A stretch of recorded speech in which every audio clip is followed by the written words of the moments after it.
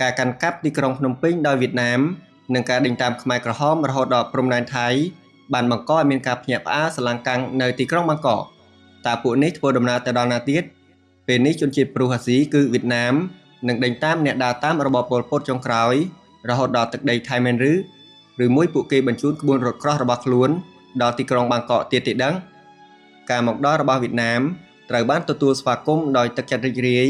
នៅតាមបណ្ដាភូមិរាប់រយរបស់កម្ពុជាប្រជាជនមិននឹកស្មានថាមានរឿងនេះកើតឡើងនោះឡើយពួកកម្មាភិបាលខ្មែរក្រហមនិងកងឈ្លបទីបំផុតបានចាក់ចែងពីស្រុកភូមិអស់ប្រជាជនម្នាក់ៗមានសេរីភាពជាថ្មីក្នុងការរស់នៅជួបជុំគ្រួសារហើយអាចដេកពួនទីណាក៏បានក្រោមការបង្ខំបង្ខំប្រជាជនជិត 30,000 នាក់នៃបណ្ដាខេត្តភាគខាងលិចនិងទីក្រុងភ្នំពេញត្រូវគារទៅតាមខ្មែរក្រហមចូលទៅក្នុងព្រៃទៀតប៉ុន្តែសម្រាប់តំបន់ដទៃទៀតនៃប្រទេសនេះជាដំណើររួចផុតពីគ្រោះថ្នាក់មួយ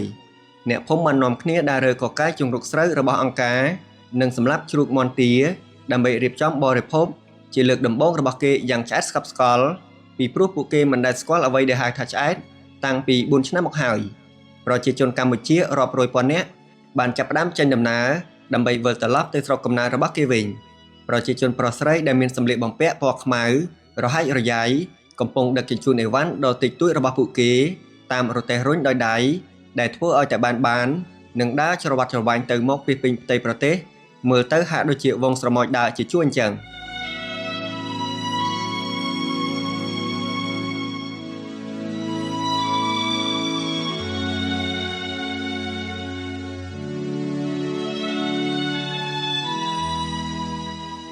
6 ខែបន្ទាប់ពីការឈ្លានពាននៅពេលដែលលោកណាយ៉ាន់ច័ន្ទដាធ្វើដំណើរទៅកម្ពុជាជាថ្មីមានប្រជាជនខ្លះនៅតែធ្វើដំណើរតាមផ្លូវនៅឡើយបន្ទាប់ពីការធ្វើដំណើរអស់រាប់រយម៉ោងទាំងអស់កម្លាំងនិងស្រេកឃ្លានពួកគេនៅតែបន្តដើរទាំងត្រដាប់ត្រដុះរហូតដល់គោលដៅចុងក្រោយរបស់ពួកគេបើសិនជាវៀតណាមមិនមកទេយើងទាំងអស់គ្នានឹងត្រូវស្លាប់នេះជាពាក្យដែលអ្នករួចផុតពីគ្រោះថ្នាក់ទន្ទិញមិនឈប់ប៉ុន្តែប្រយោគសម្ដែងការដឹងគុណនេះពុំមានគិតព្រួយបារម្ភពីការមកដល់នៃព្រឹត្តិការណ៍អាក្រក់នោះឡើយប្រទេសវៀតណាមដែលជាសត្រូវគ្មានទីបំផុតនឹងមិនភ្ជាប់ប្រទេសកម្ពុជាជារណបរបស់ខ្លួនមែនឬអតីតគ្រូបង្រៀនម្នាក់បានខ្សឹបដាក់ត្រចៀកលោកណាយ៉ាន់ច័ន្ទដានៅតាមផ្លូវដែលគាត់នាំមកផ្ទះវិញថាខ្ញុំភ័យខ្លាចថា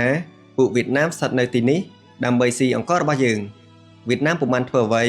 ដើម្បីឲ្យស័ក្តិសមទៅនឹងជំនឿទុកចិត្តរបស់ប្រជាជនកម្ពុជានោះឡើយក្នុងរយៈពេល3ខែបន្ទាប់ពីការមកដល់របស់ខ្លួនវៀតណាមបានរុករើបំផ្លាញទៅតាមទម្លាប់នៅក្នុងរដ្ឋធានីក្បួនរថយន្តកាមីយ៉ុងជាច្រើនគ្រឿង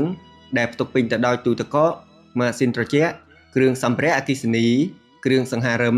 ម៉ាស៊ីនគ្រប់ប្រភេទនិងរូបចម្លាក់ដ៏មានតម្លៃយ៉ាងច្រើនបានបាត់តម្រង់ឆ្ពោះទៅទីក្រុងហូជីមីញវត្ថុដែលប្រមូលសន្សំទាំងអស់នេះត្រូវបោះបង់ចោលតាំងពីឆ្នាំ1975ដោយប្រជាពលរដ្ឋទីក្រុងភ្នំពេញនៅពេលដែលពួកគេត្រូវបណ្តេញចេញយ៉ាងឃោរឃៅហើយខ្មែរក្រហមដែលពោពេញទៅដោយការមើលងាយចំពោះនិមិត្តរូបនៃការចុះអាប់អោនរបស់វណ្ណៈកហបតីបានទុកចោលដោយគ្មានអ្នកណាប៉ះពាល់នោះឡើយទោះជាជ័យភ័ណ្ឌទាំងនេះដែលនាំយកមកពីទីក្រុងភ្នំពេញជួយបំពេញឃ្លាំងទ្រព្យសម្បត្តិរបស់ទីក្រុងហាណូយបានមួយចំនួនតូចក៏ដោយក៏ពួកគេបន្សល់ទុកនៅស្លាកស្នាមយ៉ាងជ្រៅក្នុងចិត្តគំនិតរបស់ប្រជាជនខ្មែរហើយដែលធ្វើឲ្យបុរេវិនិច្ឆ័យដែលបង្ហាញនៅភាពជាសត្រូវរបស់ប្រជាជនខ្មែរចំពោះពួកយួនមានរឹតតែខ្លាំងឡើងថែមទៀតជាមួយគ្នានោះវៀតណាមបានក្លាយទៅជាអ្នកដែលប្រជាជនលែងសូវមានជំនឿក្នុងតួនាទីជាអ្នករំដោះប្រទេសកម្ពុជាផងដែរនៅពេលដែលលោកណាយ៉ាន់ច័ន្ទដាមកដល់ទីក្រុងភ្នំពេញនៅខែកក្កដាឆ្នាំ1979គាត់បានឃើញទីក្រុងខ្មោចមួយដែលផ្លូវចូលទីក្រុងត្រូវបានបិទមិនឲ្យមនុស្សចេញចូលឡើយលើកលែងតែអ្នកក្លាហានជាអតីតអ្នកធ្លាប់រស់នៅទីក្រុងដែលរងចាំក្នុងជំរំទាំងឡាយដែលបង្កើតឡើងដោយគ្មានព្រៀងទុកជាមុននៅតាមបរិវេណខាងក្រៅរដ្ឋធានីប៉ុណ្ណោះអ្នកទាំងឡាយដែលលួចជ្រៀតចូលដល់ទីក្រុងភ្នំពេញបានដើរក្រវាយចុះឡើងដើម្បីស្វែងរកវត្ថុមួយចំនួនដែលគេអាចយកមកប្រើឡើងវិញបានដោយធ្វើដំណើរចុះតាមមហាវិថីព្រះមុនីវង្សលោកណាយ៉ាន់ច័ន្ទដាបានស្ដាប់ឮសំឡេងខ្ទរគួរឲ្យខ្លាចនៃជំហានជឿរបស់គាត់សង្កាត់ជំនួយរបស់ចិនដែលកាលពីដើមមានសភាពរស់រវើកនោះហាក់ដូចជាត្រូវរងគ្រោះពីមហាវិនាសកម្មមួយគេហដ្ឋាននិងហាងលក់ទំនិញនានាត្រូវបានរើបំផ្លាញខ្ទេចខ្ទីមានសល់ក្រែតុកទូកៅអីដែលបាក់បែកនិងសំណល់គ្រឿងប្រើប្រាស់ក្នុងចង្ក្រានបាយនៅរីដេសដាស់តាមទ្រូងថ្នល់គ្របពេញទៅដោយសម្លេងគោសាម ដែលធ្លាយចេញពីពូកនិងខ្នើយដោយសារគេវះរោគមាសនិងគ្រឿងអលង្ការមានតម្លៃនេះជាសញ្ញាថាពួកចោរលួចបានចូលរុករកគ្រប់ផ្ទះទាំងអស់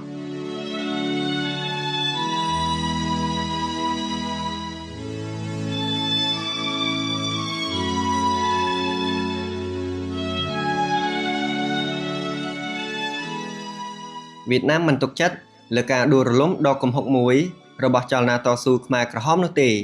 ពួកគេមិនប្រាថ្នាការពីជាមុននៅអ្វីដែលពួកគេរកឃើញនៅខាងក្នុងប្រទេសនោះឡើយការជំទាស់ប្រកបប្រជារបស់អន្តរជាតិដែលពួកគេត្រូវប្រឈមមុខហាក់ដូចជាជួយកាន់ជើងពួកគេដោយមិនដឹងខ្លួនកម្ពុជាប្រជាធិបតេយ្យពុំត្រឹមតែជាប្រទេសមួយដែលគ្មានប្រកាសគ្មានទីផ្សារគ្មានប្រព័ន្ធប្រៃសណីយ៍គ្មានសាលារៀនប៉ុណ្ណោះទេប៉ុន្តែគឺជាកន្លែងមួយដែលមានគំនោឆ្អឹងខ្មោចនិងរណ្ដៅសាកសពយ៉ាងសម្បើមការអត់ឃ្លានបានគំរាមកំហែងអ្នកដែលនៅរស់រានមានជីវិតយ៉ាងខ្លាំងហើយក្រៅពីអបអរយ៉ាងឃ្លាវខ្លានៅពេលដែលបានដេញកំចាត់របបមួយដែលពិភពលោកទាំងមូលថ្កោលទោសជាសកលប្រទេសវៀតណាមក៏ត្រូវរងការទទួលទីទាននិងការបន្ទោសពីសំណាក់អន្តរជាតិផងដែរបកប្រជាជនបដិវត្តកម្ពុជា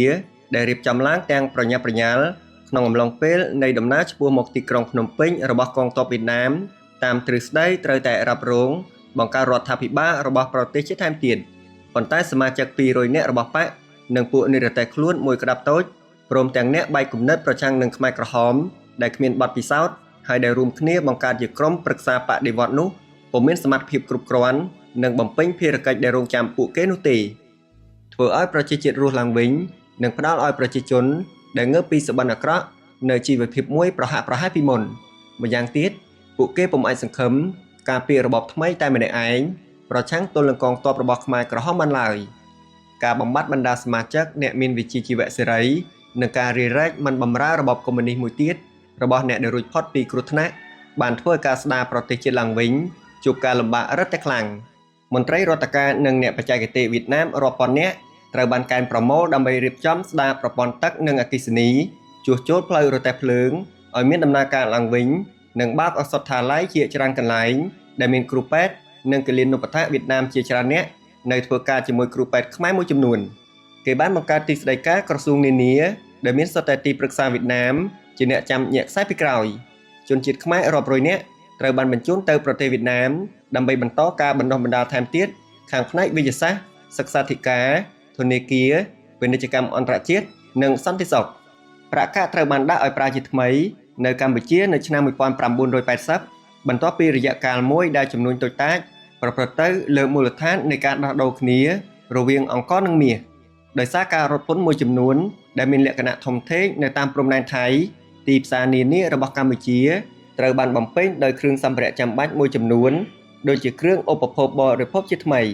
ជំនួយអន្តរជាតិដ៏សន្ធឹកសន្ធាប់បានបញ្ជាគ្រោះទូរភិក្សផងដែរ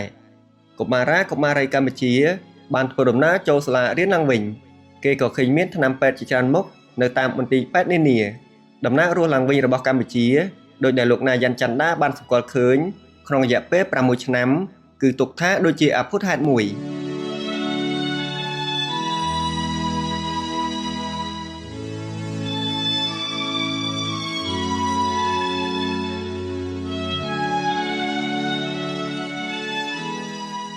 កម្ពុជាបានរស់ឡើងវិញពីភ័យផោរបស់ខ្លួនវៀតណាមបានផ្ដល់ឲ្យកម្ពុជានៅហេដ្ឋារចនាសម្ព័ន្ធចាំបាច់មួយហើយបានទទួលគុណប្រយោជន៍ពីជំនួយអន្តរជាតិដ៏សប្បុរសមួយថែមទៀតប៉ុន្តែមុនអ្វីៗទាំងអស់គឺកម្លាំងផ្លូវចិត្តនិងភាពសុទ្ធស្វែងក្នុងការងាររបស់ជនជាតិខ្មែរដែលត្រូវតែធ្វើឲ្យប្រទេសជាតិរបស់ខ្លួនរស់ឡើងវិញវាជាការងាយស្រួលណាស់ដើម្បីធ្វើឲ្យកម្ពុជារស់ឡើងវិញជាងនាំមកនូវការដោះស្រាយមួយចំពោះបញ្ហាអនាគតនយោបាយរបស់ខ្លួនក្នុងពេលដែលប្រជាជនកម្ពុជាជាប់រវល់នឹងកិច្ចការរបស់ខ្លួនដោយខិតខំប្រឹងប្រែងរៀបចំការរស់នៅឡើងវិញក្រុងហាណូយក៏ប្រមូលផ្ដុំកិច្ចប្រឹងប្រែងទាំងអស់របស់ពួកគេក្នុងការពង្រឹងការទូតត្រារបស់ខ្លួនលើប្រទេសកម្ពុជាតាមរយៈរដ្ឋថ្មីរបស់ខ្មែររដ្ឋាភិបាលនិងស្ថាប័នបករបស់របបនេះផងដែរ